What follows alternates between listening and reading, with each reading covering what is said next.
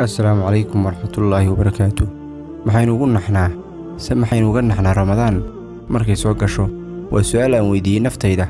Waxay igu jawaabtay, waxaan uga naxaa anoon ka faa'iideysan Rajab iyo Shacbaan ay Ramadaan ii timaada. Se waxaan ka naxaa inay dhammaato anoon naftaydii baray la qabsiga cibaadada iyo joogtaynta salaada. Si yar oo murugo leh naftaydu waxay igu tidhi, bilaha oo dhammi may Ramadaan noqdaan. Maalin aan saa u dheerayn waxaan akhriyay buug aad u qiimo leh oo lagu magacaabo 90 yawma thawra oo uu qoray Dr. Khalid Abushaadi. Marka afkeena loo bedelo noqonaysa 90 maalmood oo kacaan ah.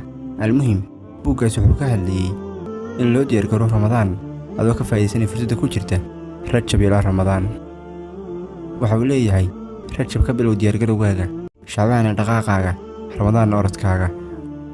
Waxaan jeclahay in buugga tarjumaadkiisa soo gaadho maalinta Carafa. Hadduu alla naftiinnu daayo. Ramadaan waa fursadda sanadka oo dhan waxay ku soo martaa hal mar. Halka mar waxay wadataa barakadeeda, khayrkeeda, liibaanteeda. Cibaadada bishaasi uma dhiganto cibaadooyinka kale. Haddaad ismoodisay in aanad u baahnayn ka faa'iidaysiga Ramadaan, waa khayaal ama dhalanteed aad isugu sheekaysay. nuuniyadii qoraaga xadaan waxaa laga hayay, wallaahi low calimu qabiixa sariiratii la aba salaama man yalqaanii. hadday ogaan lahaayeen waxa ii qarsoon ciisaanta igama qaateen. waa bil ay dhaceen dagaallo badan oo muslimiintu guulo ka gaadheen. waa bil ay shahiideen saxaabo badan, taabiciyiin, salafkii ummadda. waa bil Ilaahay fadli gaara siiyey. waad dareemaysaa qof aan lagu nimcay islaamnimo iyo ka faa'iidaysiga Ramadaan.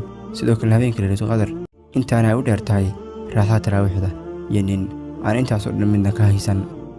mar haddaynu soo galnay hawada ama jawiga Ramadaan, aynu yaro jaleecno barnaamijyadeenoo diyaarka ah. barnaamijka koowaad oo ah godkii barakaysnaa oo aynu ula jeedno suuradda Al-Kahf.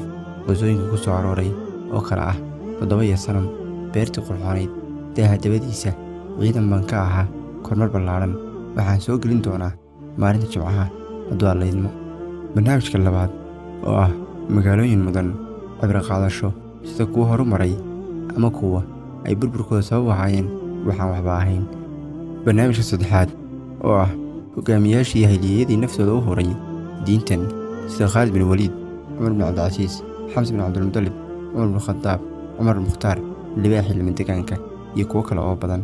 barnaamijka afraad oo ah dagaalo ay muslimiintu guulo wax ku oola ka gaadheen iyo istiraatiijiyado ballaaran oo laga bartay dagaalada sida Caynujaaluud, Qaadisiya, Yarmuuk iyo dagaallo kale oo badan.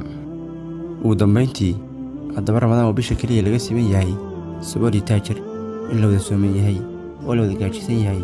laakiin waxaa jira dad inugu dhex nool oo ay u dheer tahay gaajada soonku shaqo ay ku doonayaan inay kula soo baxaan quudka ay ku afuri lahaayeen. wayna ku adag tahay inay helaan afur dhammaystiran.